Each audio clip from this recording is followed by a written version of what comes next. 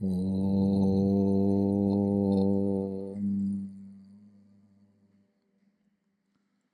ഗുരുർബ്രഹ്മാ ഗുരുർവിഷ്ണു ഗുരുർദേവോ മഹേശ്വരഃ ഗുരുസാക്ഷാത് പരം ബ്രഹ്മ തസ്മൈ ശ്രീ ഗുരവേ നമഃ. ഓം സദാശിവസമാരംഭാം ശങ്കരാചാര്യമധ്യമാം അസ്മദാചാര്യപര്യന്താം വന്ദേ ഗുരുപരമ്പരാം. ഓം. നമ്മൾ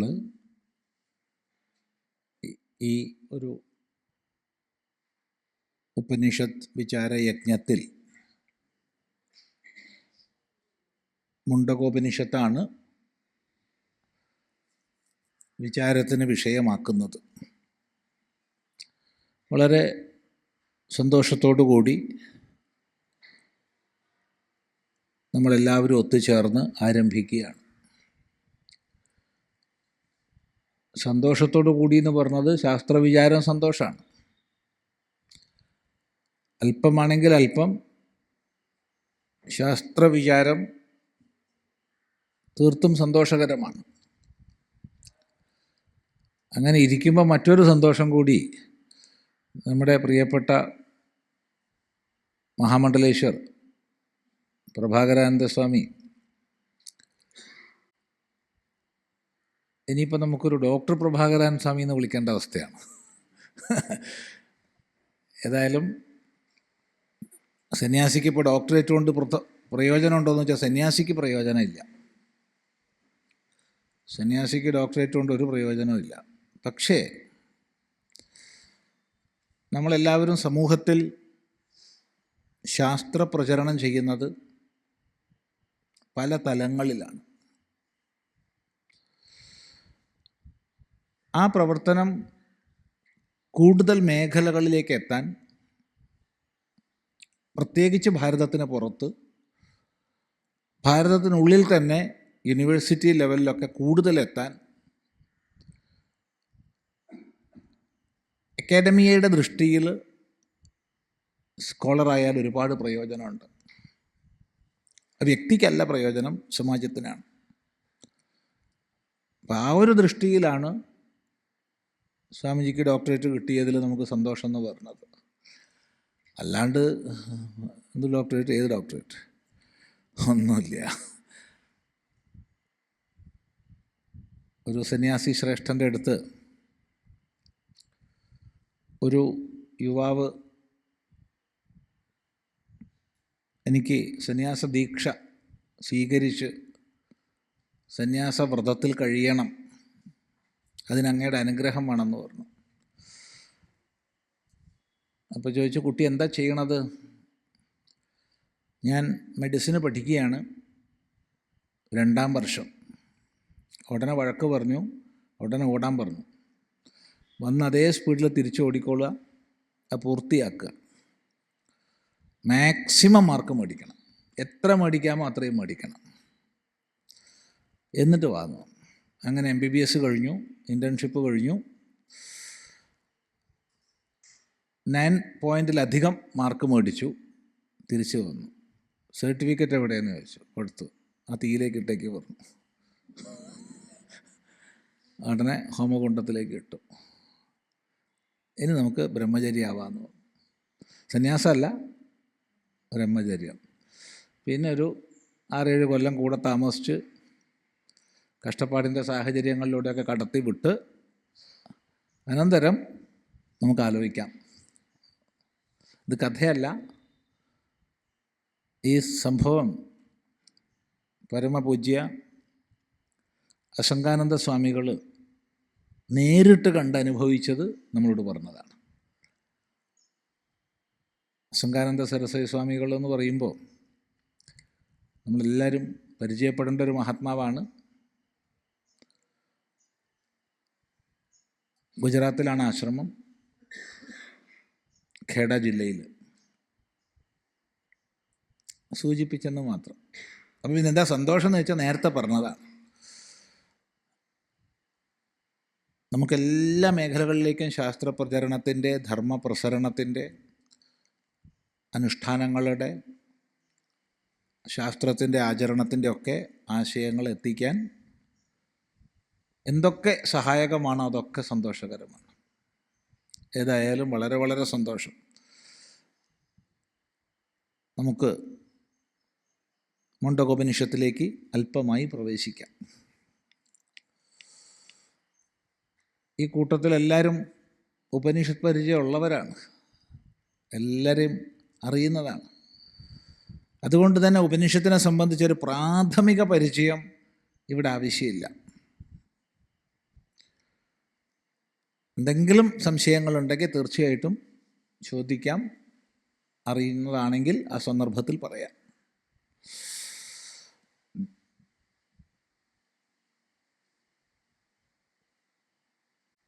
ഉപനിഷത്തുക്കൾ എന്ന് ബഹുവചനത്തിൽ നമ്മൾ പറയുമ്പോൾ അതിനാൽ ഉദ്ദേശിക്കുന്നത്, ലക്ഷ്യമാക്കുന്നത് ഉപനിഷത്തിനെ ഉപദേശിച്ച ഗ്രന്ഥങ്ങളെയാണ്. ഇപ്പോൾ ചിലർക്ക് സംശയം ഉണ്ടോ, അതെന്താ ഇങ്ങനെ പറയണേ? ഉപനിഷത്തുക്കൾ എന്ന് ബഹുവചനം പറയുമ്പോൾ ഉപനിഷത്തിനെ ഉപദേശിച്ച ഗ്രന്ഥങ്ങളെയാണെന്ന് എന്താ പറയണത്? കാരണം ഉപനിഷത്ത് എന്ന ഏകവചനത്തിൽ നമ്മൾ പ്രയോഗിക്കുമ്പോൾ അതിനാൽ അർത്ഥമാക്കുന്നത് ബ്രഹ്മവിദ്യയാണ്, വേദാന്തമാണ് ബ്രഹ്മവിദ്യ. ആ ബ്രഹ്മവിദ്യ ഒന്നേ ഉള്ളൂ, പലതില്ല. അപ്പോൾ ഏകവചനത്തിൽ ഉപനിഷത്തെന്ന് പറഞ്ഞാൽ അത് ഗ്രന്ഥമല്ല, മറിച്ച് യാതൊരു വിദ്യയെ തന്നുള്ളിൽ സാക്ഷാത്കരിക്കുന്നതിലൂടെ അജ്ഞാനം തീർത്തും നശിക്കുന്നുവോ, കർമ്മബന്ധനം ക്ഷയിക്കുന്നുവോ, മോക്ഷഗതിയെ പ്രാപിക്കുന്നുവോ ആ വിദ്യയാണ് ഉപനിഷത്ത്. ഭഗവാൻ ഭാഷ്യകാരൻ ഈ മുണ്ടകോപനിഷത്തിൻ്റെ ഭാഷ്യത്തിൽ തന്നെ ഉപനിഷത്ത് ശബ്ദത്തെ നിർവചിച്ചിട്ടുണ്ട്. യ ഇമാം ബ്രഹ്മവിദ്യാം ഉപയന്തി ആത്മഭാവേന ശ്രദ്ധാഭക്തി പുരസ്സരാഹ സന്തഃ തേഷാം അവിദ്യാദി ഗർഭജന്മജരാരോഗാദി അനർത്ഥപൂകം നിശാതയതി പരം ബ്രഹ്മവാഗമയതി കർമ്മ അത്യന്തം അവസാദയതി ഇതി ഉപനിഷത്. ഇതിൽ പരം ഉപനിഷത് അർത്ഥത്തെ സുവ്യക്തമായി പറയാൻ മറ്റൊരാൾക്ക് സാധ്യമല്ല. യാവരാണോ ഈ ബ്രഹ്മവിദ്യയെ, യ ഇമാം ബ്രഹ്മവിദ്യാം, യാവരാണോ ഈ ബ്രഹ്മവിദ്യയെ ഉപയന്തി അടുത്ത് പ്രാപിക്കുന്നത്. ഈ അടുത്ത് പ്രാപിക്കുക എന്ന് പറഞ്ഞാൽ എവിടെയാ? നമ്മുടെ ഉള്ളിൽ, നമുക്കുള്ളിൽ ഹൃദയബന്ധം ഉപനിഷത്തുമായി ഉണ്ടാക്കുന്നത് എങ്ങനെ? ആത്മഭാവേന, ആത്മഭാവേന പൂർണ്ണമായിട്ട്. ഇവിടെ രണ്ട് ഉപസർഗങ്ങൾ വന്നു. ഒന്ന് ഉപ, രണ്ട് നി. ഉപ സമീപം, നി പൂർണ്ണമായിട്ട്. തേഷാം അവരുടെ അവിദ്യാദി ഗർഭജന്മ ജരാരോഗാദി അനർത്ഥപൂകം നിശാതയതി. അവിദ്യയിൽ ആരംഭിക്കുന്ന അനർത്ഥ സമൂഹത്തെ, അനർത്ഥപൂകം അനർത്ഥ സമൂഹത്തെ. ഏതാണ് അനർത്ഥ സമൂഹം? ഗർഭ ജന്മ ജരാരോഗാദി. ഗർഭവാസം, ജന്മക്ലേശം, ജരാക്ലേശം, രോഗക്ലേശം തുടങ്ങിയവയെ നിശാതയതി തീർത്തും ഇല്ലാതാക്കുന്നു. പരംബ്രഹ്മവാഗമയതി പരംബ്രഹ്മത്തിലേക്ക് പ്രാപിപ്പിക്കുന്നു. കർമ്മ അത്യന്തം അവസാദയതി കർമ്മത്തെ തീർത്തും ക്ഷയിപ്പിക്കുന്നു എന്നാണ് ഉപനിഷത്ത് എന്നുള്ളതിൻ്റെ അർത്ഥം. അപ്പം എന്തായി? ഉപ അധികം നീ അധികം ഷദ്ള് വിശരണഗത്തി അവസാദനേഷു എന്നുള്ള ധാതു. ഷദ്ള് ധാതുവിന് 3 അർത്ഥങ്ങളാണ് പാണിനി മഹർഷി സ്മരിക്കുന്നത്. 1 വിശരണം, നാശം. 2 ഗതി, ഗമനം. 3 അവസാദനം, ക്ഷയം. അപ്പോൾ ഈ അർത്ഥം മുഴുവൻ വന്നു. ഇത്യുപനിഷത്ത്. ഇതാണ് ഉപനിഷത്ത്. അപ്പം ആ അർത്ഥത്തിൽ അനേക ഉപനിഷത്തുക്കളില്ല.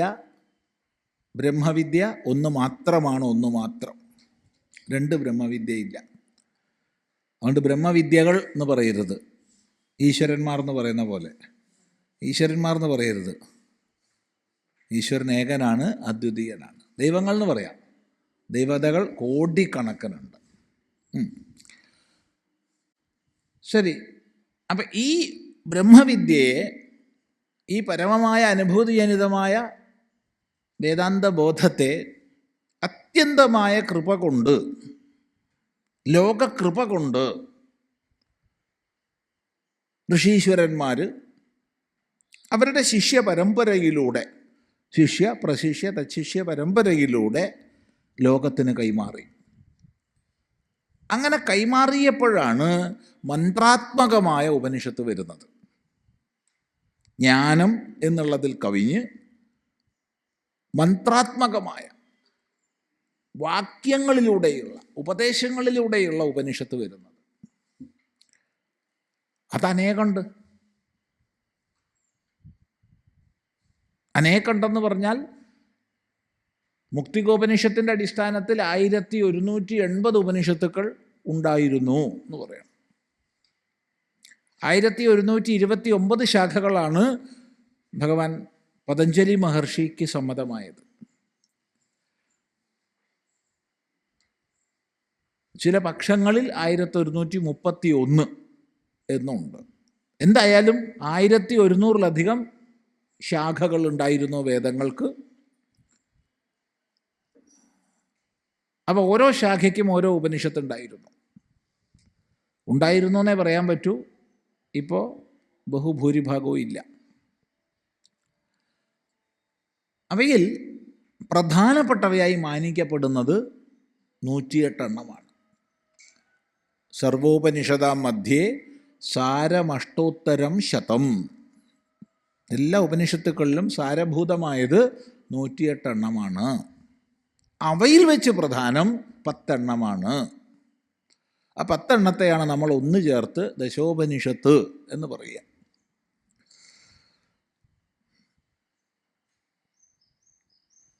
ഈ പ്രധാനപ്പെട്ടതായി മാനിക്കപ്പെടുന്ന 10 ഉപനിഷത്തുക്കൾക്കാണ് ഭഗവാൻ ഭാഷ്യകാരൻ തൻ്റെ ശ്രുതി യുക്തി അനുഭവങ്ങൾക്കനുസൃതമായ ഭാഷ്യം ചമച്ചിട്ടുള്ളത്. ഇവ കൂടാതെ വേറെയും ചില ഉപനിഷത്തുക്കൾക്ക്, ഉദാഹരണം മഹാനാരായണം, മണ്ഡലബ്രാഹ്മണം, ശ്വേതാശ്വതരം എന്നിവയ്ക്കും ഭഗവാൻ ഭാഷ്യകാരൻ ഭാഷ്യം ചമച്ചിട്ടുണ്ടെന്ന അഭിപ്രായമുണ്ട്. അതൊക്കെ നമുക്ക് കിട്ടിയിട്ടുണ്ട്. പക്ഷെ അത് ശ്രീമദ് ആദി ശങ്കരാചാര്യസ്വാമികളാണെന്നും അല്ലെന്നും തർക്കങ്ങളുണ്ട്. അതുകൊണ്ട് നമുക്കതിലേക്കൊന്നും കടക്കണ്ട, തർക്കത്തിലേക്കൊന്നും നമ്മൾ പോയില്ല. 10 എണ്ണത്തിൽ ഒരു തർക്കവുമില്ല. നിസ്തർക്കമായി 10 ഉപനിഷത്തുക്കളുടെയും ഭാഷ്യം ശ്രീമദ് ആദി ശങ്കരാചാര്യസ്വാമികളുടേതാണെന്ന് സർവസമ്മതമാണ്. അക്കൂട്ടത്തിൽ വളരെ ശ്രേഷ്ഠതയാർന്ന ഒരു ഉപനിഷത്താണ് മുണ്ടകോപനിഷത്ത്. ഇത് അഥർവവേദീയമാണ്. 10 ഉപനിഷത്തുക്കൾ വ്യത്യസ്ത വേദങ്ങളിൽ നിന്നുള്ളതാണ്. ഋഗ്വേദത്തിൽ നിന്ന് ഐതരേയോപനിഷത്ത്, കൃഷ്ണയജുർവേദത്തിൽ നിന്ന് കഠോപനിഷത്തും തൈത്തിരീയോപനിഷത്തും, ശുക്ലയജുർവേദത്തിൽ നിന്ന് ഈശാവാസ്യോപനിഷത്തും ബൃഹദാരണ്യകോപനിഷത്തും, സാമവേദത്തിൽ നിന്ന് കേനോപനിഷത്തും ഛാന്തോഗ്യോപനിഷത്തും, അഥർവവേദത്തിൽ നിന്ന് പ്രശ്നോപനിഷത്ത്, മുണ്ടകോപനിഷത്ത്, മാണ്ഡൂക്യോപനിഷത്ത്. അങ്ങനെയാണ് 10 ഉപനിഷത്തുക്കൾ വേദവുമായി ബന്ധപ്പെട്ടിരിക്കുന്നത്. അപ്പം നമ്മളിവിടെ ഇപ്രാവശ്യം ശ്രദ്ധിക്കാൻ ആരംഭിക്കുന്നത്, അതേ ഭാഷ പറയാൻ പറ്റൂ, ശ്രദ്ധിക്കുന്നത് എന്ന് പറഞ്ഞിട്ടില്ല, തീരില്ല, ഉറപ്പുള്ള വിഷയമാണ്. ഇപ്പോൾ തീർക്കണം വെച്ചാൽ ഒറ്റ 1 മണിക്കൂർ കൊണ്ട് തീർക്കാം. 1 മണിക്കൂറും വേണ്ട, ഒരു അരമണിക്കൂർ കൊണ്ട് തീർക്കാം. അതേസമയത്ത് ശ്രദ്ധിച്ച് പഠിക്കുകയാണെങ്കിൽ നമുക്ക് ഇതുപോലെ 3-4 പ്രാവശ്യം ഇരിക്കേണ്ടതായി വന്നേക്കാം, അറിയില്ല. അത് നമ്മുടെ 2 കൂട്ടരുടെയും അതത് സമയത്തെ ഭാവവും ഭാവനയും ഒക്കെ അനുസരിച്ചാണ്. വക്താവിൻ്റെയും ശ്രോതാവിൻ്റെയും എത്ര നീണ്ടുപോകും എത്ര ചുരുങ്ങും എന്നൊക്കെ ഉള്ളത് 2 കൂട്ടരെ അപേക്ഷിച്ചിട്ടാണ്, അല്ലാണ്ട് ഒരാളെ അപേക്ഷിച്ചിട്ടല്ല. വ്യക്തമാണല്ലോ പറഞ്ഞത്. അതങ്ങനെയാണ്. കാരണം നമ്മൾ ആദ്യം ഒന്നും പ്ലാൻ ചെയ്യുന്നില്ലല്ലോ, അത് ശ്രദ്ധിക്കുക. അപ്പോൾ ആരംഭിക്കണത് എന്ന് പറയാം. അഥർവവേദീയമായ ഉപനിഷത്തുക്കൾക്കൊക്കെ ഓം ഭദ്രം കർണേഭി എന്ന് തുടങ്ങുന്നതാണ് ശാന്തി മന്ത്രം.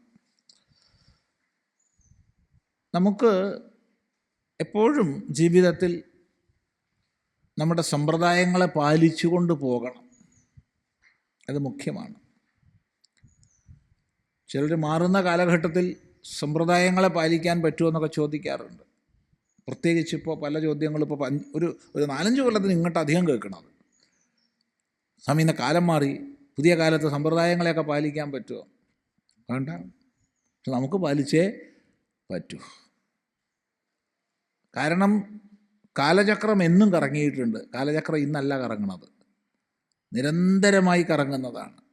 നമ്മൾ ഓരോരുത്തരും വിചാരിക്കും ഇപ്പോൾ വലിയ പരിവർത്തനം ഉണ്ടെന്ന്. പരിവർത്തനം എല്ലാ കാലവും ഉണ്ടായിട്ടുണ്ട് ലോകത്തിൽ.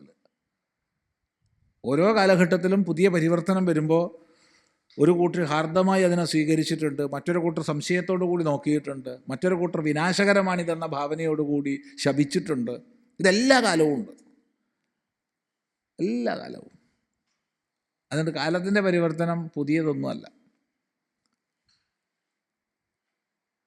അപ്പോൾ എങ്ങനെയാണ് ഈ സമ്പ്രദായങ്ങൾ സഹസ്രാബ്ദങ്ങളായി നിലനിന്നതെന്ന് ചോദിച്ചാൽ ഒരു ക്രിയാത്മകമായ ന്യൂനപക്ഷമെങ്കിലും അത് പാലിച്ചതുകൊണ്ടാണ്. ഇത് സൂചിപ്പിക്കുന്നു.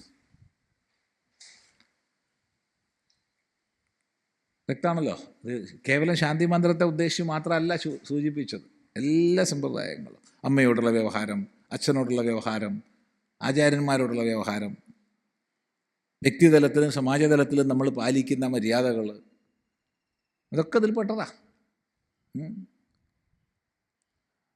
ചിന്തിക്കുക. അപ്പോൾ ഓരോ തലമുറയും അതത് വിഹിതങ്ങളായ സമ്പ്രദായങ്ങളെ പാലിച്ച് അടുത്ത തലമുറയ്ക്ക് കൈമാറണം.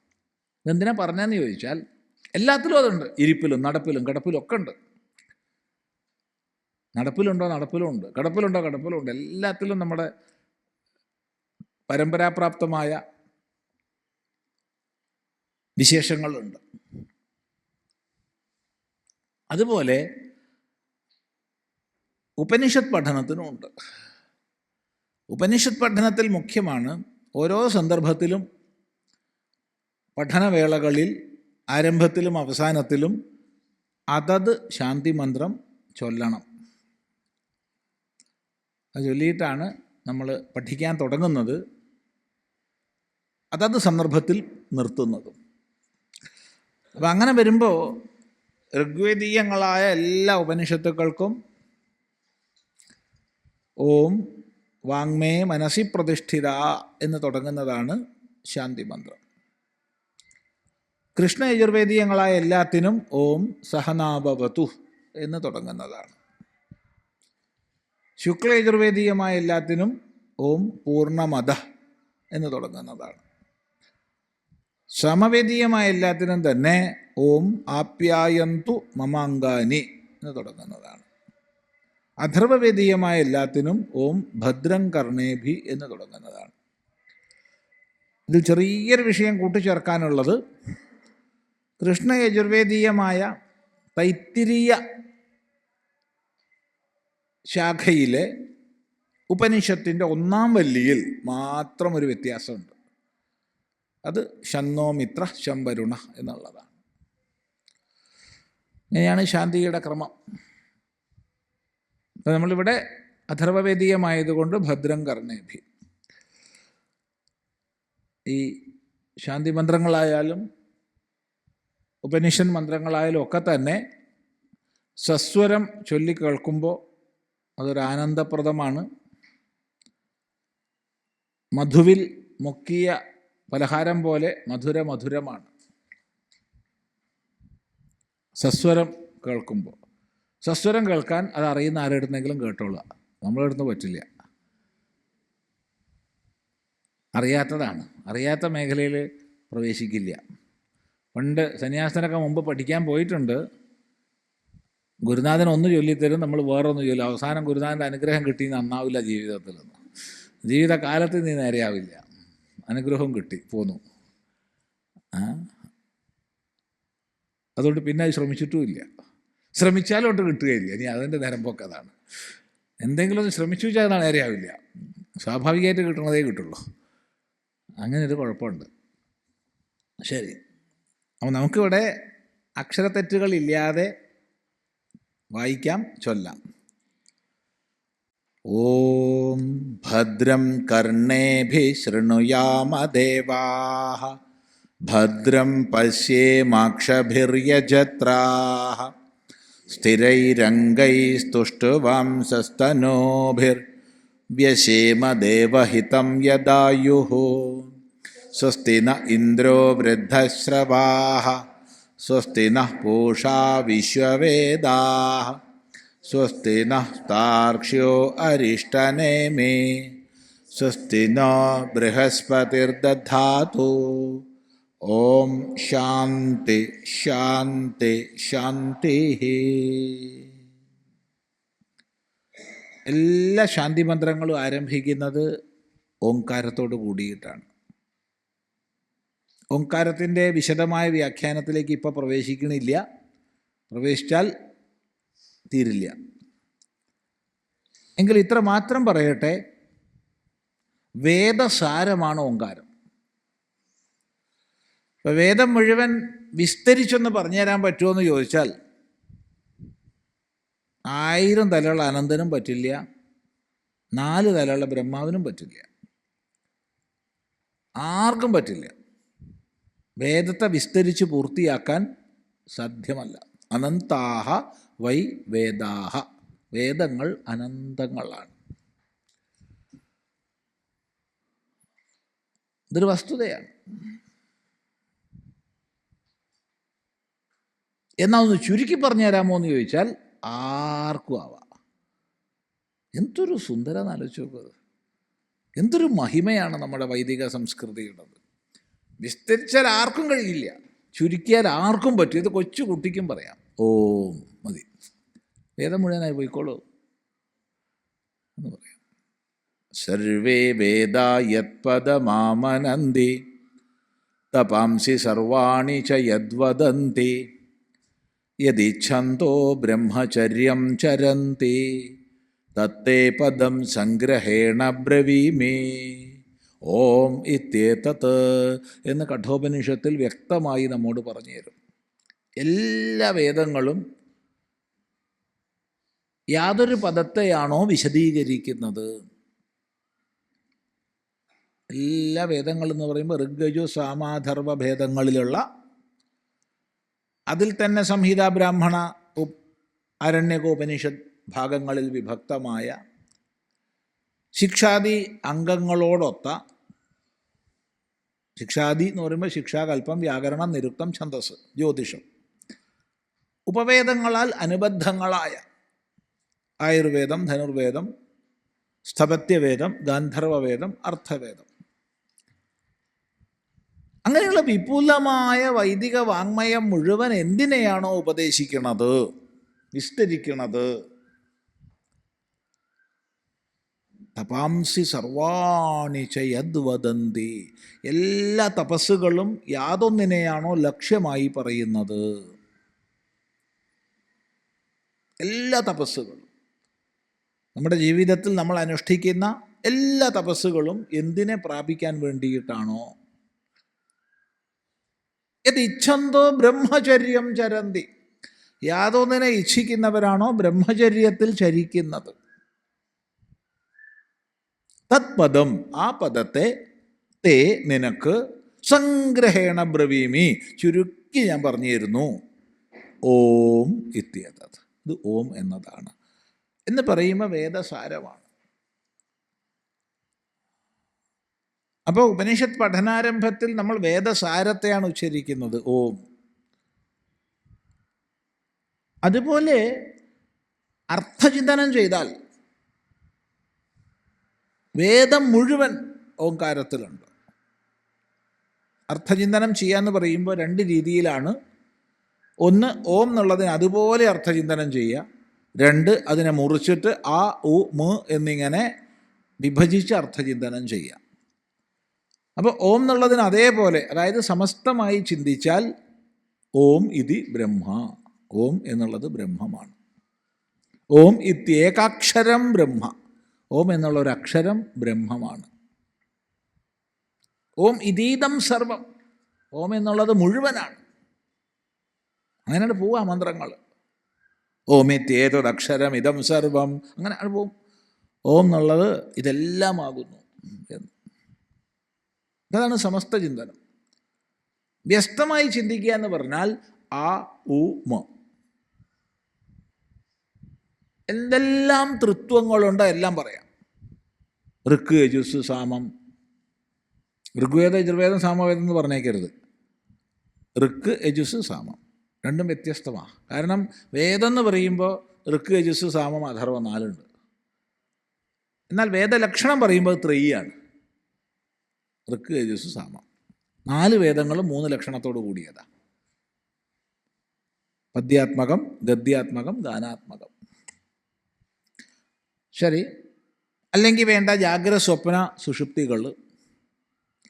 ജാഗ്രത, സ്വപ്ന, സുഷുപ്തികളിലെ നമ്മുടെ അനുഭവ മണ്ഡലങ്ങൾ ഏതാ? സ്ഥൂലം, സൂക്ഷ്മം, കാരണം.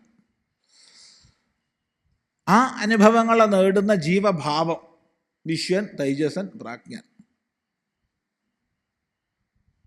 ഈ പ്രപഞ്ചത്തിന് മുഴുവൻ ആധാരഭൂതമായ 3 ഗുണങ്ങൾ: സത്വം, രജസ്, തമസ്.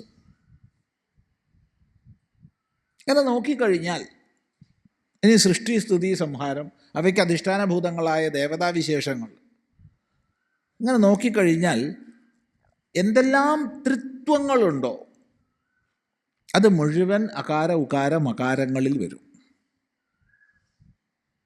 എന്നാൽ ത്രിത്വം ആവിഷ്കൃതമായ പ്രപഞ്ചത്തെ സംബന്ധിക്കുന്നതാണ്.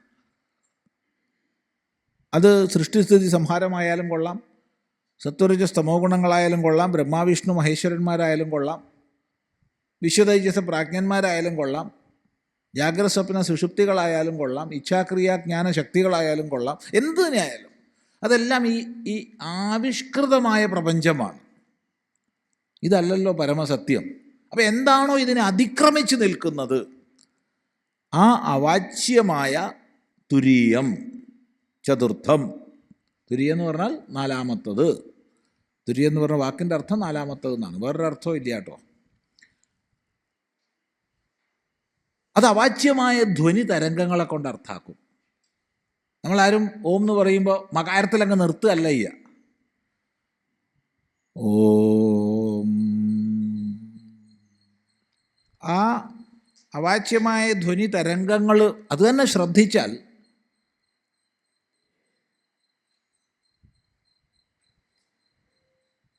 മ എന്നുള്ളത് ബിന്ദു, അത് നാദമായി, ഈ നാദത്തിൽ നിന്നാണ് അടുത്ത കല ആരംഭിക്കുന്നത്. അടുത്ത കല അടുത്ത ഓങ്കാരമാണ്.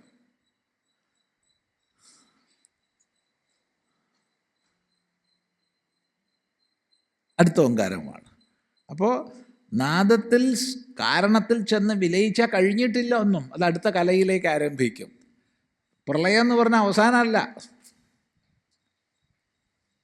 മനസ്സിലായില്ല? പ്രളയം എന്ന് പറഞ്ഞാൽ അവസാനമല്ല, പിന്നെയോ അടുത്തതിൻ്റെ ആരംഭം. ഇതങ്ങനെ കറങ്ങിക്കൊണ്ടേയിരിക്കും. നല്ല പ്രപഞ്ച നാടകമാണ്. ഈ നാടകത്തിൻ്റെ കാഴ്ചക്കാരായിരുന്ന സുഖ അല്ലേ? ആലോചിച്ച് നോക്കൂ. ചിലർക്ക് എന്തോ കാണാൻ ഇഷ്ടമില്ല, വേഗം പോകണമെന്നാണ് പറയണത്. ഒരു ജന്മം മതി എന്നൊക്കെ പറയുന്ന ആൾക്കാരുണ്ട്. എനിക്ക് മനസ്സിലാവണില്ല എന്താ അങ്ങനെയെന്ന്. എന്തിനാ അങ്ങനെ പറയണേ? 1000 ജന്മം, 10,000 ജന്മം, 1,00,000 ജന്മം ഉണ്ടെങ്കിൽ അത്രയും സന്തോഷം എന്നാണ് ഞാൻ പറയുക.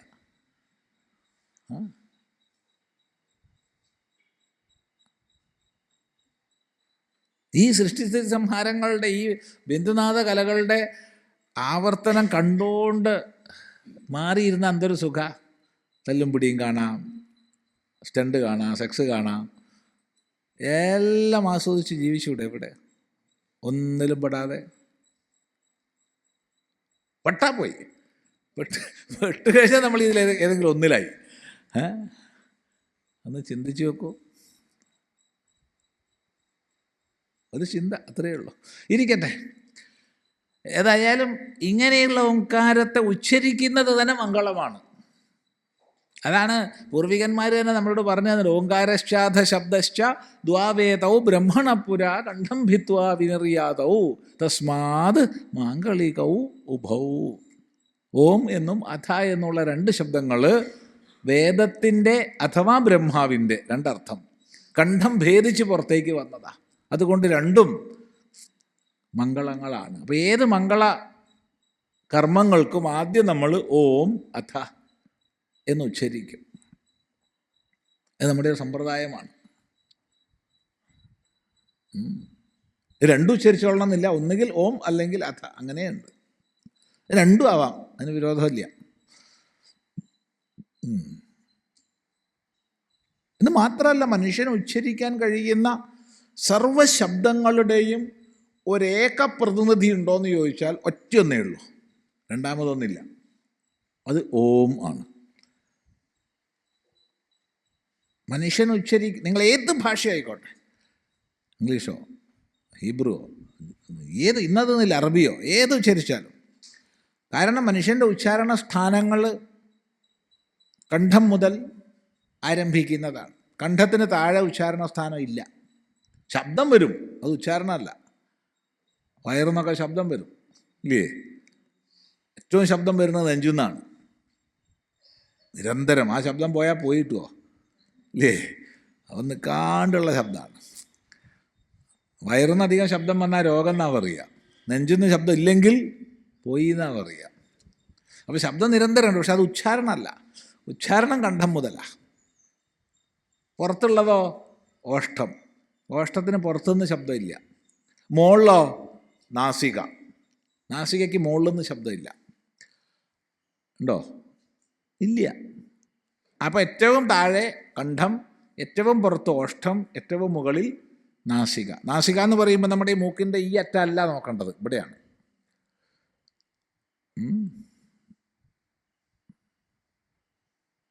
അതാർക്കെങ്കിലും പരിശോധിക്കണമെങ്കിൽ നാസിക്യങ്ങളായ ശബ്ദങ്ങൾ ഉച്ചരിച്ചാൽ മതി. ഞാമാങ്ങാണാന ഇവിടെ ഞെക്കി പിടിച്ചിട്ട്, അപ്പോൾ ശരിയാവില്ല. അപ്പോൾ വിഷയം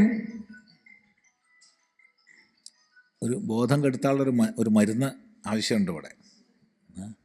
എന്തല്ലേ, എന്താ പണ്ടൊക്കെ ക്ലോറോഫോമൊക്കെ മണപ്പിക്കുക, അപ്പം എന്തൊക്കെയാണ് സംഭവം എന്ന് അറിയില്ല. എന്തെങ്കിലും ഒരു മരുന്ന് ആവശ്യമുണ്ട് ബോധം കെടുത്താൻ. ആരെങ്കിലും ബോധം കെടുത്താത്തവരുണ്ടെങ്കിൽ വേഗം ചെയ്യാം. ഒരു 1/2 മിനിറ്റ് നമുക്ക് നിർത്തി വയ്ക്കാം. ശരി.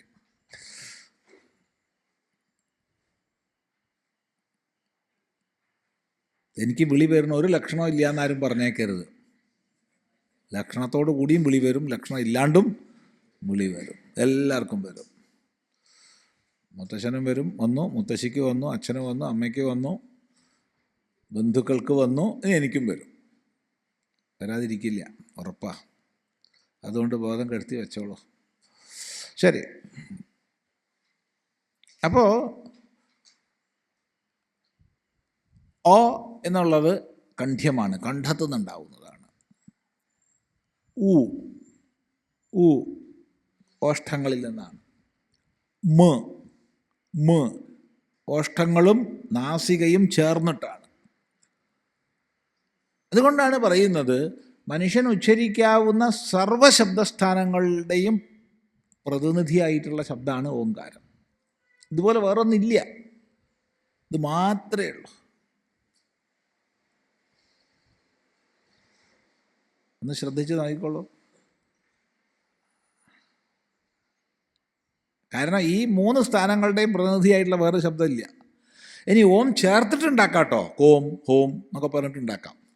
അതിലൊക്കെ ഓംകാരം അടങ്ങിയിരിക്കും. ഇതുപോലെ വേറെ ശബ്ദമില്ല.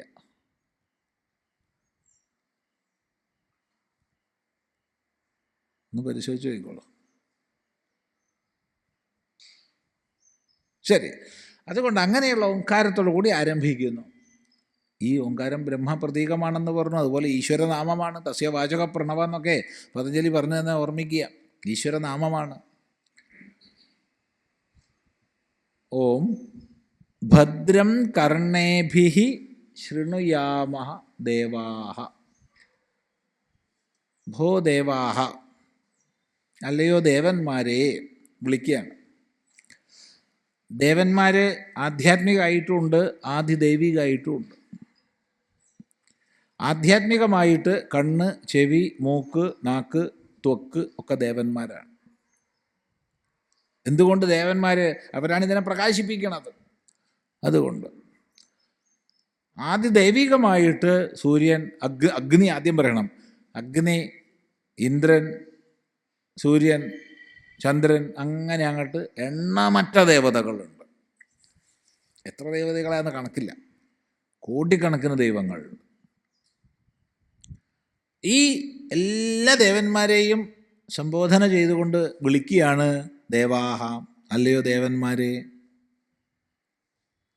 വിളിച്ചാൽ എന്തെങ്കിലും പ്രാർത്ഥിക്കാനുണ്ടാവും, ഇല്ലേ? ഉണ്ടാവും. അല്ലാണ്ട് ഇപ്പോൾ ആർക്കാപ്പോൾ വിളിക്കാൻ നേരമുള്ള? ആരാ വിളിക്കുക? അപ്പം നമ്മൾ വലിയ കേമായിട്ട് ആരെങ്കിലും ഒന്ന് വിളിച്ചാൽ ഉറപ്പാണ് എന്തോന്ന് പ്രാർത്ഥിക്കാനുണ്ടാവും, ഉറപ്പ്.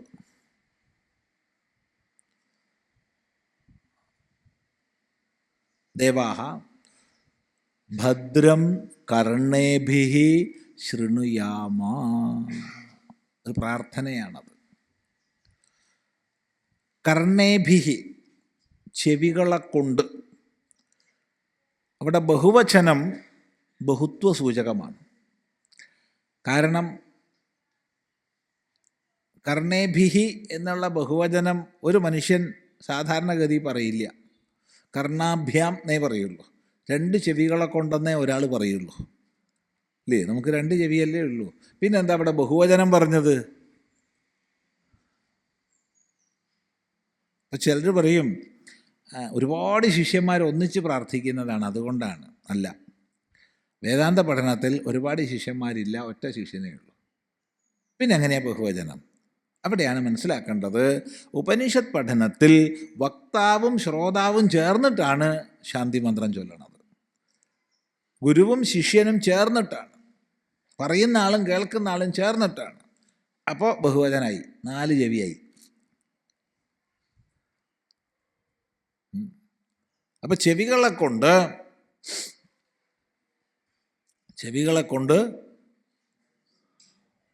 ഭദ്രം ശൃണുയാമ ബഹുവചനാണ്. അപ്പം ഗുരുവും ശിഷ്യനും മാത്രമല്ല, അല്ലേ?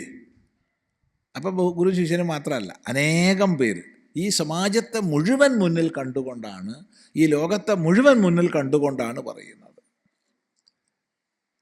ഭദ്രമായത് മംഗളമായത് കേൾക്കുമാറാകണേ, നല്ലത് കേൾക്കുമാറാകണേ. എന്താണോ കേൾക്കുന്നത് അതിനനുസരിച്ചാണ് നമ്മുടെ സംസ്കാരം രൂപപ്പെടുക. എന്താണോ നമ്മുടെ സംസ്കാരം അതിനനുസരിച്ചാണ് നമ്മുടെ ജീവിത കാഴ്ചപ്പാട് തന്നെ. അതിനനുസരിച്ചാണ് നമ്മുടെ കയ്യിലിരിപ്പ് വികസിക്കുന്നത്. അതിനനുസരിച്ചാണ് നമ്മുടെ അനുഭവങ്ങളെ വിലയിരുത്തുന്നത്. ഒരേ അനുഭവം 2 പേർക്കുണ്ടാവുമ്പോൾ 2 പേരും ഉൾക്കൊള്ളുന്നത് 2 രീതിയിലാണ്. ഒരാൾ നല്ലതെന്ന് വിചാരിക്കും, മറ്റേ ആൾ കഷ്ടം എന്ന് വിചാരിക്കും. രണ്ടുമുണ്ട് ഒരേ അനുഭവത്തെ.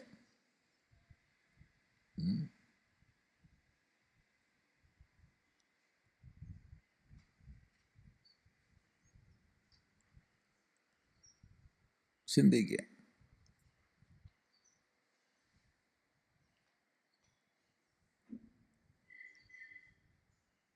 അപ്പോൾ ചെവികളെ കൊണ്ട് ഭദ്രമായത് മംഗളമായത് കേൾക്കുമാറാകണേ. എന്താണോ കേൾക്കണത് അതിനനുസരിച്ചാണ് നമ്മുടെ സംസ്കാരം, അതിനനുസരിച്ച് നമ്മുടെ അനുഭവ മണ്ഡലങ്ങൾ. ചുരുക്കി പറഞ്ഞാൽ നമ്മുടെ ലോകം തന്നെ അതാണ്, നമ്മൾ ഉണ്ടാക്കിയെടുക്കുന്നതാണ്.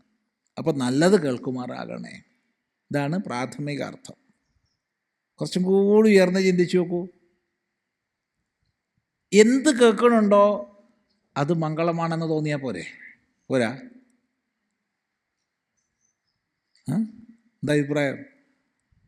എന്ത് കേൾക്കണുണ്ടോ അത് മംഗളമാണ്, അത് നമ്മുടെ കാഴ്ചപ്പാടാണ്. ഒരാൾ നമ്മളെ വല്ലാതെ വഴക്ക് പറഞ്ഞു, നമ്മളതിനെ ആ രീതിയിൽ എടുത്താലല്ലേ പ്രശ്നമുള്ളൂ. അല്ലാതെ നമുക്ക് വല്ല പ്രശ്നമുണ്ടോ? ഒരാളിപ്പോൾ എന്നെ വന്നിട്ട് എൻ്റെ മുഖത്ത് നോക്കി പട്ടീന്ന് വിളിച്ചു എന്ന് വിചാരിച്ചോളൂ. എനിക്ക് ഉറപ്പാണ് ഞാൻ മനുഷ്യനാണെന്ന്. എനിക്ക് ലെവലേഴ്സിൻ്റെ ഉള്ളിൽ സംശയമില്ല ഞാൻ പട്ടിയാണോ എന്ന് സംശയമില്ല. നിങ്ങൾക്ക് ആർക്കെങ്കിലും ഉണ്ടോ? അറിയില്ല, എനിക്കില്ല. എനിക്ക് ഞാൻ മനുഷ്യനാണെന്നുള്ള ഉറപ്പുണ്ട്. അപ്പം ഞാനത് വേദനിക്കും. അയാൾ വിളിച്ചാൽ എനിക്ക് വിഷമം ഉണ്ടാവുക? നിങ്ങൾക്ക് എന്താ തോന്നുന്നത്? എനിക്കൊരു വിഷമം ഉണ്ടാവില്ല. ഉറപ്പാണ് പറയണത്, വെറുതെ തമാശ പറഞ്ഞാൽ. വേദാന്ത ക്ലാസ് എടുക്കുമ്പോൾ മൈക്രോഫോൺ കിട്ടിയത് കൊണ്ട് എന്തെങ്കിലുമൊക്കെ വിളിച്ച് പറയാമെന്ന് വിചാരിച്ച് പറയാല്ല, അനുഭവം പറയുകയാണ്. കാരണം ഞാനതല്ല, പിന്നെ ഞാനെന്തിനാ വ്യാകുലപ്പെടുന്നത്? അപ്പം ഞാനല്ലാത്ത പേര് എന്നെ വിളിക്കണമെങ്കിൽ തകരാറ് അയാൾക്കല്ലേ, അയാളുടെ കണ്ണിന് എന്തോ ഒരു കുഴപ്പമുണ്ടെന്നല്ലേ അർത്ഥം. എന്താ? അഥവാ അയാൾ പട്ടിയെ മോശമായി കാണുന്നുണ്ട്, ഞാൻ മോശമായി കാണുന്നില്ല. പട്ടിയെ എനിക്ക് വലിയ ഇഷ്ടമാണ്, എന്നെ പട്ടികൾക്കും ഇഷ്ടമാണ്. ഞാൻ എവിടെ ചെന്നാലും പട്ടികൾ ഓടി വന്ന് വാലക്കാട്ടി നക്കി അങ്ങനെ നിൽക്കും. അതെ, എനിക്ക് അങ്ങോട്ടും ഇഷ്ടമാണ്. പിന്നെ ഇപ്പം എന്താ പ്രശ്നം? ചിന്തിച്ചു നോക്കൂ. തമാശ പറയല്ല അത്. ഒരേ സരസ്വതിയുടെ ആവിഷ്കാരങ്ങളായ അക്ഷരങ്ങളെ അങ്ങോട്ടും ഇങ്ങോട്ടും ചേർക്കുമ്പോൾ ചിലത് സ്തുതിയാവും, ചിലത് നിന്ദയാവും. രണ്ടിലും ആ സരസ്വതിയെ കണ്ടാൽ പോരാ? അപ്പം എന്ത് കേൾക്കണുണ്ടോ അത് ഭദ്രമാണെന്ന് തോന്നണം. എന്നാൽ സന്തോഷമായിട്ട് ജീവിക്കുക ഈ ലോകത്തിൽ. സ്വാമി അങ്ങനെയല്ല, എൻ്റെ മനസ്സിന് വിഷമം വരുന്നുണ്ട്, അതില്ലാന്ന് മറച്ചു വെച്ചിട്ട് കാര്യമില്ലല്ലോ. അങ്ങനെയാണെങ്കിലും വഴിയുണ്ട്. എടോ, നിനക്ക് വിഷമം വരുന്ന അനുഭവങ്ങൾ ഉണ്ടാവുന്നുണ്ടെങ്കിൽ നല്ലതെന്ന് വിചാരിക്കുക. നിൻ്റെ പ്രാരബ്ധത്തിലെ ദൂഷിതമായ ഭാവങ്ങൾ അനുഭവിച്ച് തീർക്കാമെന്ന് വിചാരിച്ചാൽ പോരെ? എന്നാലും സന്തോഷമല്ലേ? അല്ല അതെ. ആദ്യത്തെ ആൾക്ക് ദ്വന്ദ്വം ഉണ്ടാവണില്ല. ഇത് അഭദ്രം കേട്ടപ്പോൾ ദ്വന്ദ്വം ഉണ്ടാവണില്ല, കാരണം അയാൾ ഭദ്രമായിട്ടാണ് എടുക്കുന്നത്. രണ്ടാമത്തെ ആൾക്ക് ഇത് അഭദ്രമാണെന്ന ചിന്ത ഉണ്ട്. എന്നെ അങ്ങനെ വിളിച്ചുല്ലോ എന്നൊരു തോന്നലുണ്ട്. എന്നാലും നല്ലതാണ്. കാരണം എന്താ? അങ്ങോട്ട് തീർന്ന് പോട്ടേന്നേ. എന്തായാലും ഭദ്ര. ഞങ്ങൾ ചെവികളെ കൊണ്ട് ഭദ്രമായത് കേൾക്കുമാറാകണേ. ഭദ്രം കർണേഭി ശൃണുയാമ ദേവാഃ ഭദ്രം പശ്യേമക്ഷഭിര്യജത്രാഃ. ഇത് വളരെ അഗാധമായ അർത്ഥമുള്ള ഒരു വാക്യമാണ്, ലളിതമല്ല. നോക്കൂ, രണ്ട് രീതിയിൽ അർത്ഥം പറയാം. ഒന്ന്, യജത്രാഹ, യജ്ഞത്തെ ത്രാണനം ചെയ്യുന്നവരെ. യജ്ഞത്തെ ത്രാണനം ചെയ്യുന്നവരാരാ? ദേവന്മാർ. അപ്പോൾ യജത്രാഹ എന്ന് പറഞ്ഞാൽ നേരത്തെ പറഞ്ഞ അതേ അർത്ഥമാണ്. ഭോ ദേവാഹ, അല്ലയോ ദേവന്മാരെ. അക്ഷഭിഹി, കണ്ണുകളെ കൊണ്ട് ഭദ്രം പശ്യേമ, ഭദ്രമായത് മംഗളമായത് കാണുമാറാകണമേ. നേരത്തെ പറഞ്ഞൊക്കെ എടുത്തോളുക. ഭദ്രമായത് നല്ലത് കാണുമാറാകണം. രണ്ട്, എന്ത് കാണുന്നുണ്ടോ അത് നല്ലതാണെന്ന ഭാവന വരണം. എന്തായാലും മതി, കുഴപ്പമൊന്നുമില്ല. രണ്ടർത്ഥം. ഒരർത്ഥം മംഗളമായത് കാണുമാറാകണം കണ്ണുകളെ കൊണ്ട്. രണ്ട്, എന്ത് കാണുന്നുണ്ടോ അത് മംഗളമാണെന്ന ഭാവം ഉണ്ടാവണം. മതിയല്ലോ.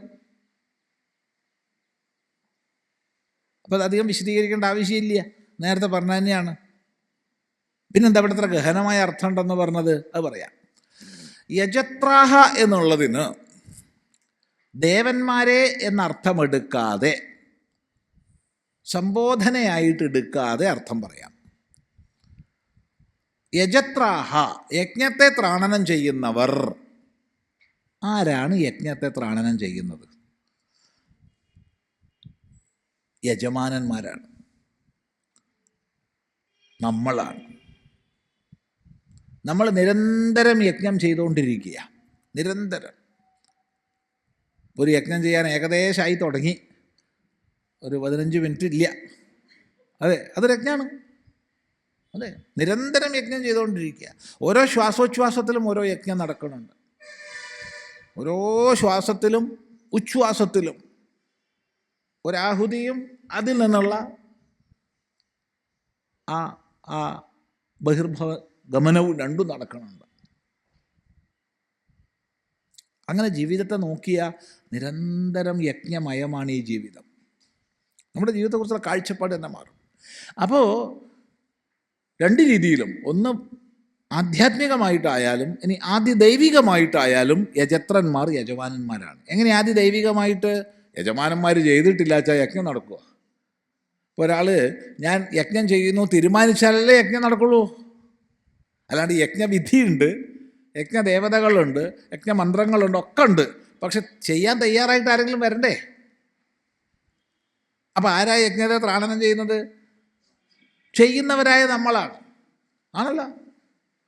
അപ്പം യജത്രാഹ എന്നുള്ളത് സംബോധനയായിട്ടെടുക്കാതെ പ്രഥമ വിഭക്തിയിൽ പറയുകയാണ്. യജത്രന്മാരായ ഞങ്ങൾ, യജ്ഞം ചെയ്യുന്നവരായ ഞങ്ങൾ കണ്ണുകളെ കൊണ്ട് ഭദ്രമായത് കാണുമാറാകണമേ. എന്തൊരു നല്ല അർത്ഥം നോക്കൂ. കാരണം സൽക്കർമ്മങ്ങളെ ചെയ്യുന്നവരായ ഞങ്ങൾ നല്ലത് കാണുമാറാകണേ. കാരണം പൊതുവെ നല്ലത് കാണണം എന്ന് എല്ലാവരും പ്രാർത്ഥിക്കാറുണ്ട്, ഇല്ലേ? നല്ലത് കിട്ടണം, നല്ല ശമ്പളം കിട്ടണം, നല്ല കൂലി കിട്ടണം. നല്ല കൂലി കിട്ടണമെങ്കിൽ നല്ല പണിയെടുക്കണം എന്ന് ആലോചിക്കാറുണ്ടോ? ഉണ്ടോ? എന്താ അഭിപ്രായം? അതില്ല. പണി കുറച്ച് മോശമായാലും കുഴപ്പമില്ല, കൂലി നന്നാവണം. അതിനെ കൂലി നന്നാവണമെങ്കിൽ പണി നന്നാവണം. അപ്പം നല്ലത് ജീവിതത്തിൽ കാണാൻ സാധിക്കണമെങ്കിൽ നമ്മൾ നല്ല കർമ്മങ്ങൾ ചെയ്യണം. നല്ല കർമ്മങ്ങൾ ചെയ്യുന്നവർക്കേ നല്ല അനുഭവങ്ങൾ ഉണ്ടാവുള്ളൂ. ഒരു വലിയ ജീവിത വീക്ഷണം അത്. അതാണ് പറയുന്നത്, സൽക്കർമ്മം ചെയ്യുന്നവരായ ഞങ്ങൾ നല്ലത് കാണുമാറാകണേ. ഞങ്ങൾ സൽക്കർമ്മമൊക്കെ ചെയ്തു, എന്നിട്ടും നല്ല അനുഭവം ഇല്ലാതിരിക്കരുതേ. അതാണ് ഇതൊരു നല്ല പ്രാർത്ഥന. നോക്കൂ, അതാണ് ഗഹനമായ അർത്ഥം എന്ന് പറഞ്ഞത്. കാരണം ജീവിതത്തിൽ സദ്ഫലം എല്ലാവർക്കും ആഗ്രഹമുണ്ട്. സദ്ഫലം ഉണ്ടാവണമെങ്കിൽ സത്കർമ്മം ഉണ്ടാവണമെന്ന് പലപ്പോഴും നമ്മൾ ഓർക്കാറില്ല. കൊടുക്കണതാണ് തിരിച്ചു കിട്ടുക എന്ന് നമ്മൾ ഓർമ്മിക്കാറില്ല. ഈ സമഷ്ടി പ്രപഞ്ചത്തിൽ നമ്മൾ ആരോടെങ്കിലും വിപരീതമായോ വികലമായോ പെരുമാറിയാൽ മറ്റാരെങ്കിലും നമ്മളോട് വിപരീതമായും വികലമായും പെരുമാറും, ഉറപ്പാണ്, യാതൊരു സംശയമില്ല. അപ്പോൾ അത് നിയമം. അതുകൊണ്ട് നല്ലത് മാത്രം കൊടുത്തുകൊണ്ടിരിക്കുക, നല്ലത് മാത്രം ചെയ്തുകൊണ്ടിരിക്കുക, നല്ലത് മാത്രം പറഞ്ഞുകൊണ്ടിരിക്കുക.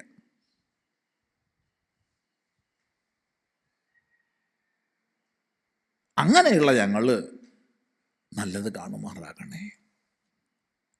വ്യക്തമാണല്ലോ, ഇല്ലേ? ഭദ്രം കർണേഭി ശൃണുയാമ ദേവാഃ ഭദ്രം പശ്യേമാക്ഷഭിര്യജത്രാഃ സ്ഥിരൈഃ അംഗൈഃ തുഷ്ടുവാംസഃ തനൂഭിഃ ഒക്കെ മുറിച്ച് പറയുകയാണ്. വ്യശേമ ദേവഹിതം യത് ആയുഹു. യത് ആയുഹു, യാതൊരായുസ്സുണ്ടോ? ആർക്കെങ്കിലും പിടിയുണ്ടോ? ഉണ്ട് സ്വാമി, വേദത്തിൽ പറഞ്ഞിട്ടുണ്ട് ശതായുർവൈ പുരുഷ. മനുഷ്യൻ്റെ ആയുസ് 100 പറഞ്ഞിട്ടുണ്ട് എന്നുള്ളതൊക്കെ ശരിയാണ്. പറഞ്ഞുകൊണ്ടിരിക്കുമ്പോൾ കാറ്റ് പോവാം. ശതായുർവൈ എന്ന് പറയുമ്പോൾ പുരുഷ എന്ന് പറഞ്ഞതിന് മുമ്പ് കാറ്റ് പോവാം. നമുക്ക് ആർക്കും കണക്കില്ല. അതാ നേരത്തെ പറഞ്ഞ മുന്നറിയിപ്പില്ലാതെയും വിളി വരാം, മുന്നറിയിപ്പോട് കൂടെയും വിളി വരാം.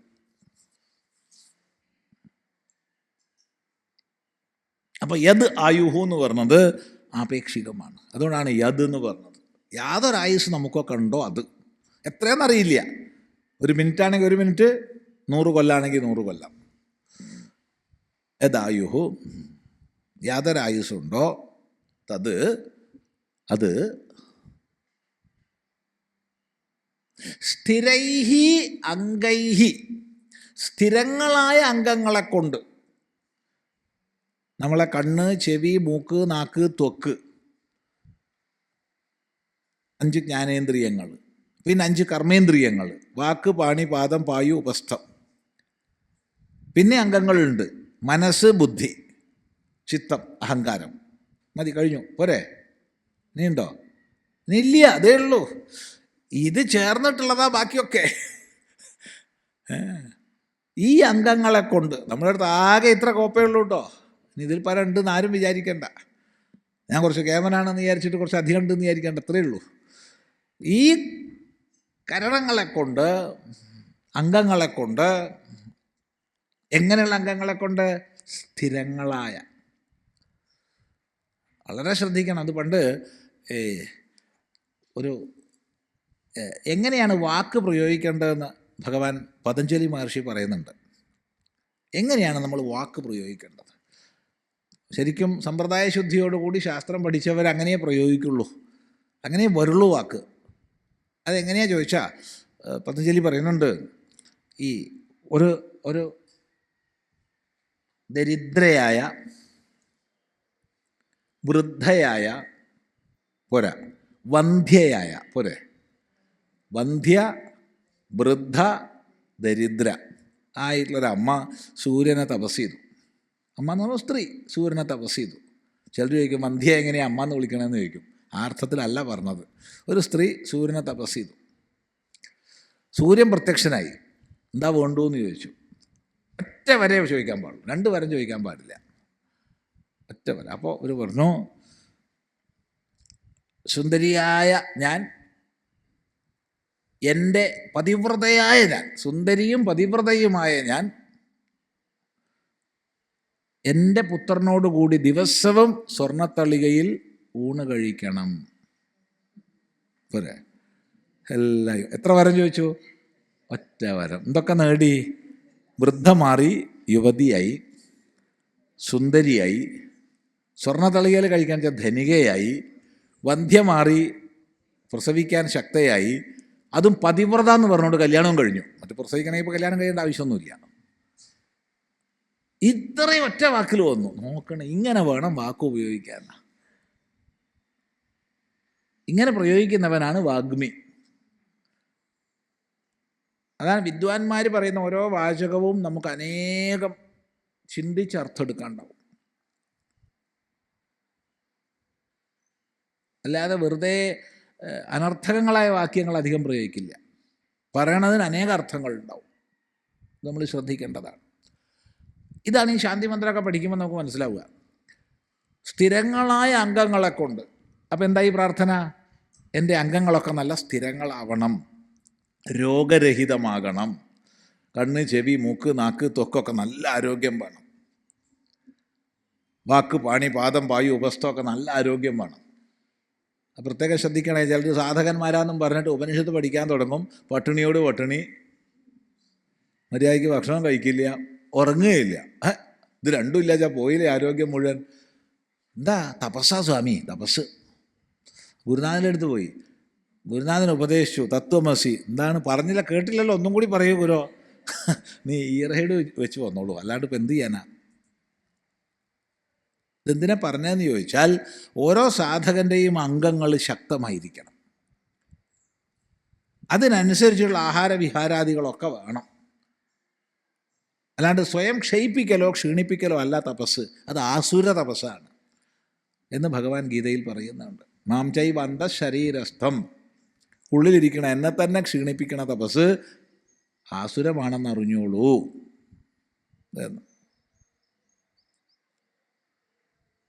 എന്നാൽ പിന്നെ മൂക്കറ്റം ഭക്ഷണം കഴിക്കാം, അത് വേണ്ട.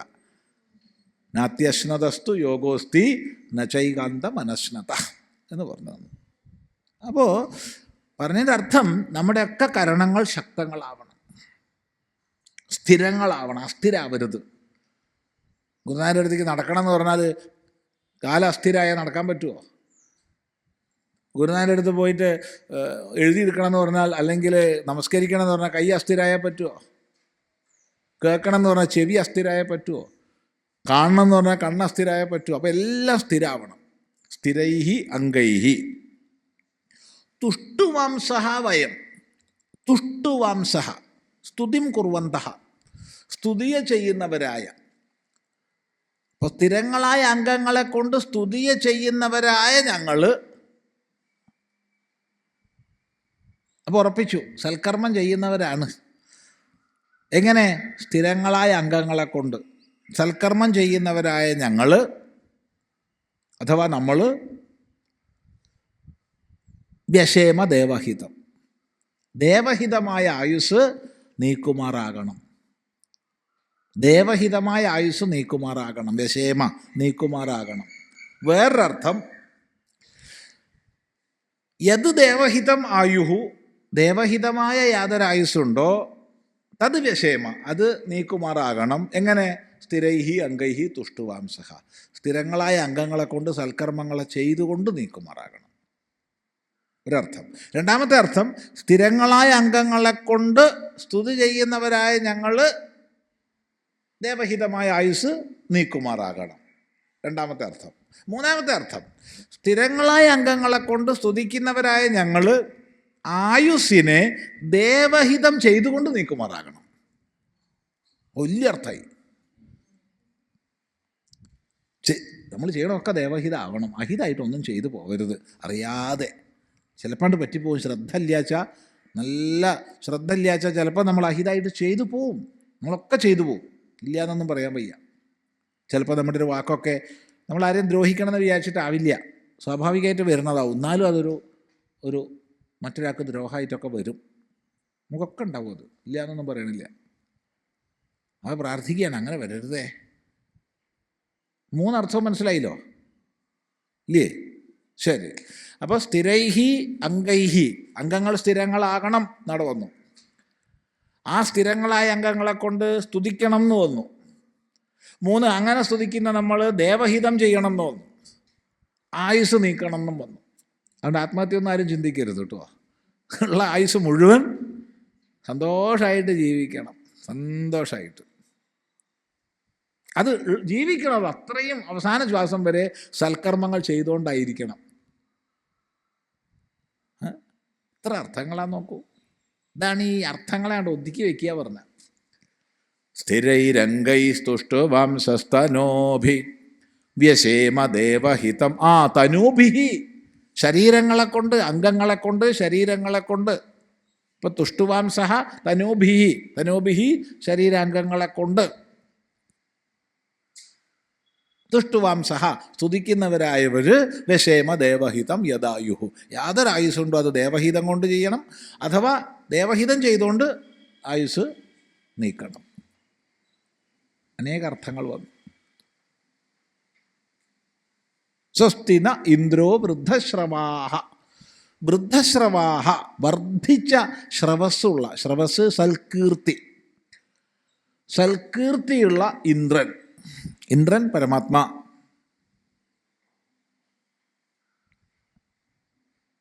ഇവിടെ ദേവരാജൻ എന്നങ്ങ് അർത്ഥം പറഞ്ഞേക്കരുത്. ഇന്ദ്രോ മായാഭി പുരുരൂപയ്യതേ തുടങ്ങിയ മന്ത്രങ്ങളിൽ ഇന്ദ്രശബ്ദത്തിന് വേദത്തിൽ അർത്ഥം പരമാത്മാ എന്നാണ്. അത് തന്നെ പുരാണങ്ങളിലേക്കൊക്കെ വരുമ്പോഴത്തേക്ക് അസൂയയും കുശുമ്പും ഒക്കെ ഉള്ള ദേവരാജാവായിട്ടും മാറും. അതവിടെ നിൽക്കട്ടെ. അത്യാവശ്യം മദ്യപാനവും സകല കേമത്തുള്ള ഒരാളായിട്ട് മാറും ഈ ഇങ്ങോട്ട് വരുമ്പോൾ. പക്ഷെ വേദത്തിൽ ഇന്ദ്രൻ അതൊന്നും അല്ല, ഇന്ദ്രൻ പരമാത്മാവാണ്.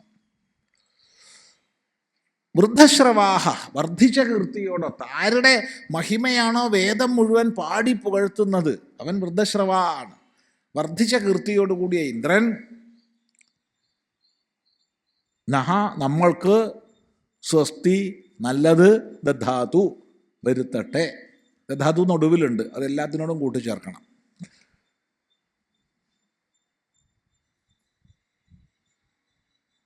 വിശ്വവേദാഹ പൂഷ, എല്ലാം അറിയുന്ന സൂര്യഭഗവാൻ, എല്ലാം അറിയുന്ന സൂര്യഭഗവാൻ. സൂര്യൻ അറിയാത്തൊന്നുമില്ല, എല്ലാം അറിയാം. ചതുർവേദ വിത്താണ്. അപ്പം ബ്രഹ്മാവ് ചതുർവേദ വിത്തല്ലേ? ബ്രഹ്മാവും ചതുർവേദ വിത്താണ്. പക്ഷെ ഒരു കുഴപ്പമുണ്ട്. എന്താ കുഴപ്പം? ഋക്കറിയുന്ന തലയ്ക്ക് യജുസ് അറിയില്ല, യജുസ് അറിയുന്ന തലയ്ക്ക് സാമ അറിയില്ല, സാമ അറിയുന്ന തലയ്ക്ക് അഥർവ അറിയില്ല. ഓരോ തലയാണ്, ഓരോ ഭാഗത്തേക്ക്. ഒന്ന് ഋക്ക്, ഒന്ന് യജുസ്, ഒന്ന് സാമ, ഒന്ന് അഥർവം. അതാണ് 4 തല. സൂര്യൻ അതല്ല, സൂര്യന് ഒരു തലയേ ഉള്ളൂ. പക്ഷേ വേദം മുഴുവൻ അറിയാം. അതുകൊണ്ടാണ് ബുദ്ധിമാനായ യാജ്ഞവൽക്യൻ ഗുരുവാൽ തിരസ്കൃതനായപ്പോൾ അഥവാ ബഹിഷ്കൃതനായപ്പോൾ പോയി സൂര്യനെ തപസ് ചെയ്തത്. അല്ലെങ്കിൽ പോയിട്ട് ബ്രഹ്മാവിനെ തപസ് ചെയ്താൽ മതിയായിരുന്നു വേദം കിട്ടാൻ. അതാണ് സൂര്യനെ തപസ് ചെയ്യുക. അത് ഇരിക്കട്ടെ, വേറെ തമാശ വിഷയം അതൊക്കെ ഇരിക്കട്ടെ. ഞാൻ ആരും പ്രമാണമായിട്ട് എടുക്കരുതേ, തമാശ പറഞ്ഞാണേ. ശരി. അപ്പോൾ എല്ലാം അറിയുന്നവനായ സൂര്യൻ നമുക്ക് നല്ലത് തരട്ടെ. പൂഷ എന്ന് പറഞ്ഞാൽ സൂര്യൻ, പോഷിപ്പിക്കുന്നവൻ, എല്ലാത്തിനെയും പോഷിപ്പിക്കുന്നവൻ, ലോകത്തെ മുഴുവൻ പോഷിപ്പിക്കുന്നവൻ സൂര്യനാണ്.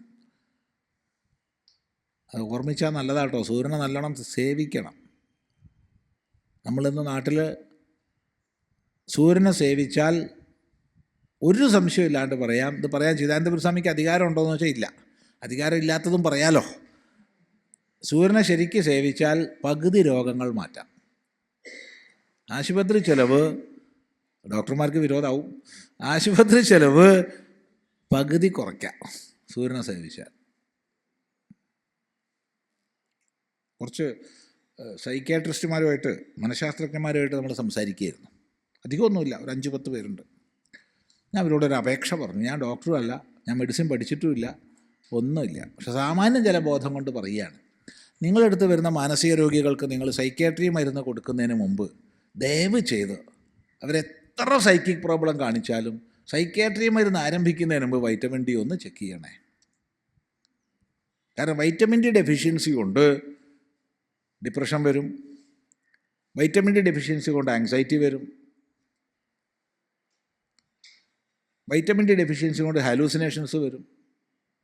അപ്പോൾ ഈ രോഗമായിട്ട് വന്നു കഴിഞ്ഞാൽ ഉടനെ ആൻറ്റി ഡിപ്രസൻറ്റ് കൊടുത്താൽ, അല്ലെങ്കിൽ ഉടനെ ആങ്സൈറ്റിക്കുള്ള മരുന്ന് കൊടുത്താൽ അവൻ എല്ലാ കാലവും മരുന്ന് കഴിക്കുന്നവനായി മാറും. ഇതിൽ മോചനം വളരെ കഷ്ടമാണ്. നേരെ മറിച്ച് അവർക്ക് ആവശ്യത്തിന് വൈറ്റമിൻ ഡി ഉണ്ടെന്ന് ഉറപ്പ് വരുത്തിയിട്ട് മാത്രമേ ദയവ് ഇത് കൊടുക്കാൻ പാടുള്ളൂ. അപ്പോൾ എല്ലാവരും അംഗീകരിച്ചു. അതൊരു ഗുണമായി. ആയിരുന്നവരൊക്കെ അംഗീകരിച്ചു. സ്വാമി പറഞ്ഞത് ശരിയാ, ഞങ്ങളത് ചെയ്യാറില്ല, എന്നാൽ ചെയ്യണം. ചെയ്യോ ചെയ്യില്ല എന്നറിയില്ല, അവർ സമ്മതിച്ചു. ചെയ്താൽ വരുമാനം കുറയും ഇല്ലേ? അതെ, മരുന്ന് കമ്പനികളുടെ അടുത്ത് നിന്ന് കിട്ടുന്ന ചില്ലാനൊക്കെ കുറയും.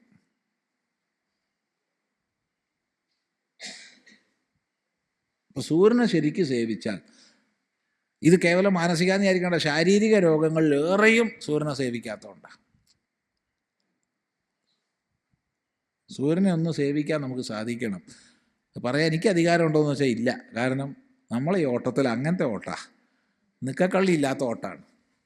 സാധിക്കണവരൊക്കെ ഒന്ന് ചെയ്യാം. ദിവസം ഒരു അരമണിക്കൂറെങ്കിലും സൂര്യനെ സേവിക്കുക.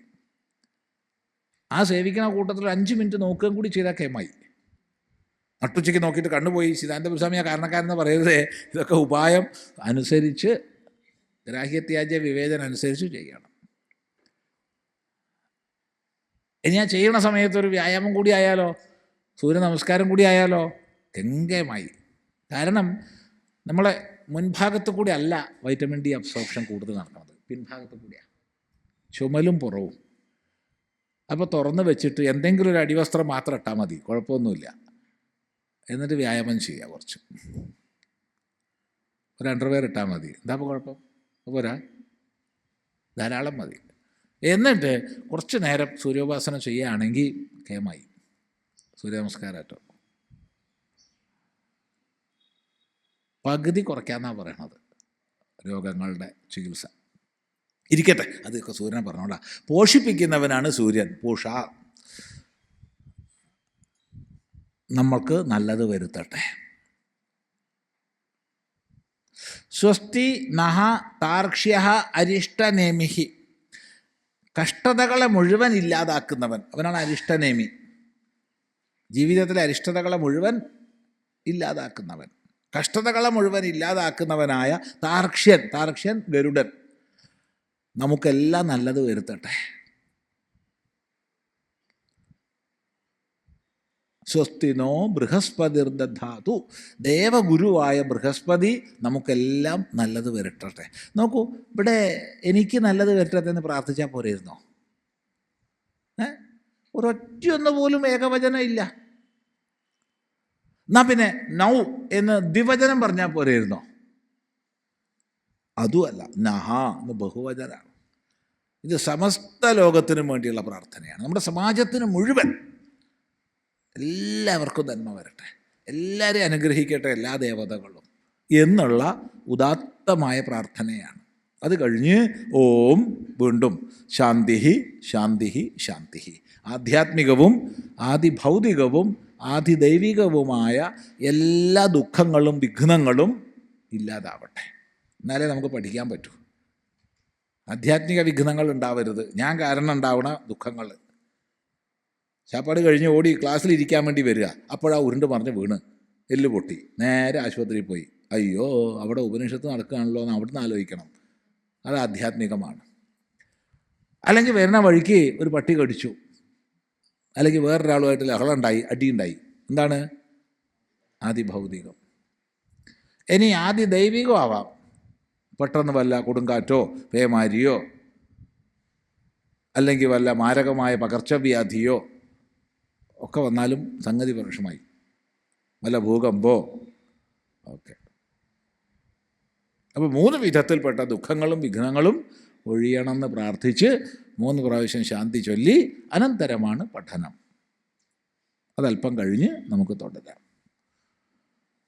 ഓം ഭദ്രം കർണേഭിഃ ശൃണുയാമ ദേവാഃ ഭദ്രം പശ്യേമാക്ഷഭിര്യജത്രാഃ സ്ഥിരൈരംഗൈസ്തുഷ്ടവാംസസ്തനോഭിർവ്യശേമ ദേവഹിതം യദായുഃ. സ്വസ്തി ന ഇന്ദ്രോ വൃദ്ധശ്രവാഃ സ്വസ്തി ന പൂഷാ വിശ്വവേദാഃ സ്വസ്തി നഃ സ്താർക്ഷ്യോ അരിഷ്ടനേമി സ്വസ്തി നോ ബൃഹസ്പതിർദധാതു. ഓം ശാന്തി ശാന്തി ശാന്തി. ഓം